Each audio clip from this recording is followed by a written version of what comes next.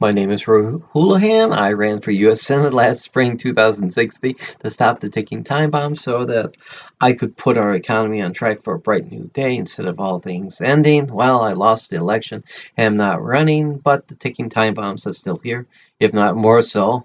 Let me educate you on the ticking time bombs and give you the rest of the story. Part 17C, the Second Amendment. History behind the Second Amendment.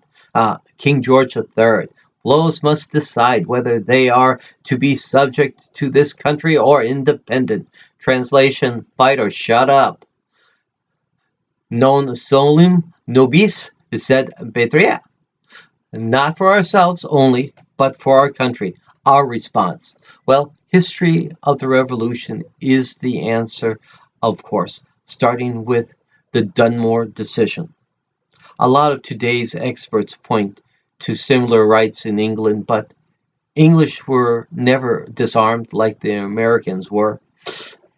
King George III, the man who is the reason for the second being the right to have a militia and to bear arms, was King George's royal governor, John Murray, 4th Earl of Dunmore, Scottish-born governor over Virginia and the South.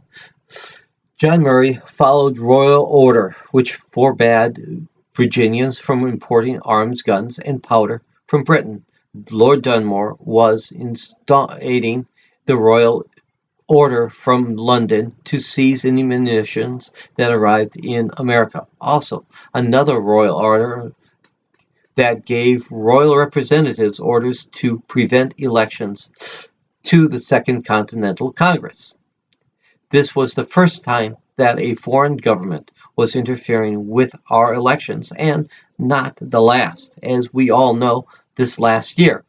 British interference in our colonial government had gone from none for the period of 1729 to 1764 to twice a year from 1764 to 1773 to 75 times in 1774.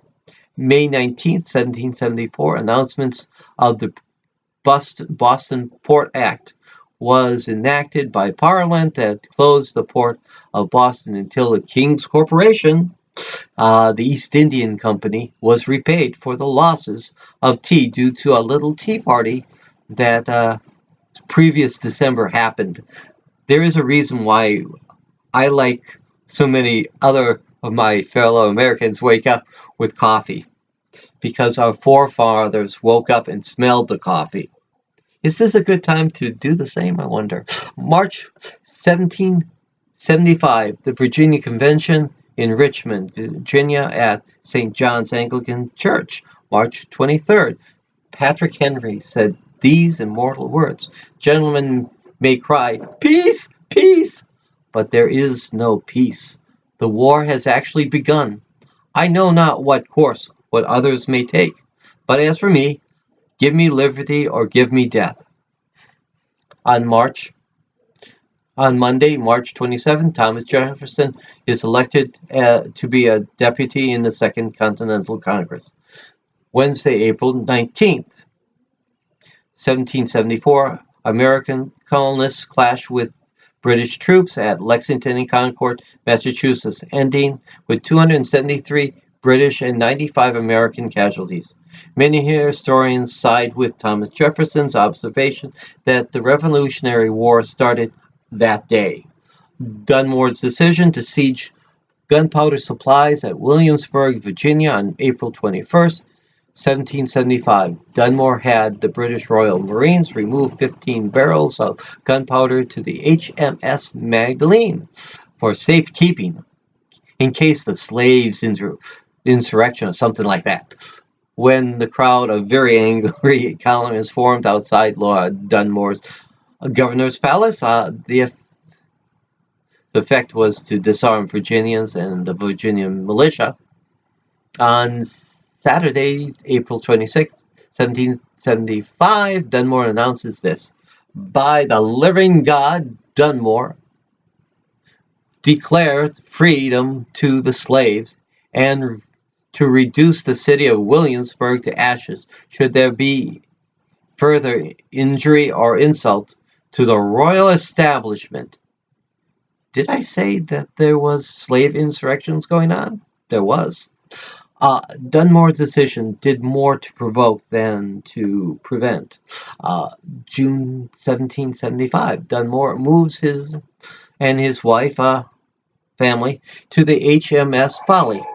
June 1775, Virginia House rejects London's conciliatory proposal. Ben Franklin proposes the Articles of Confederation and perpetual union.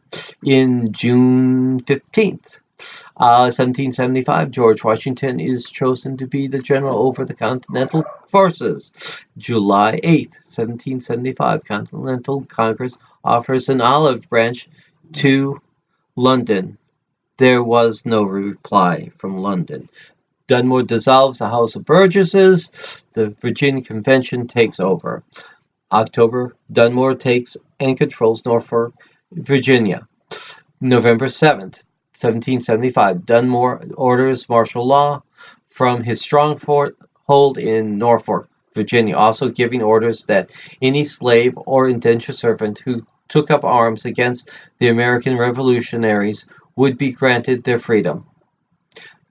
Dunmore believed that the enemy of my enemy is my friend. To say that the South freaked is an understatement. End of part 17C, the Second Amendment. You have a good and blessed day.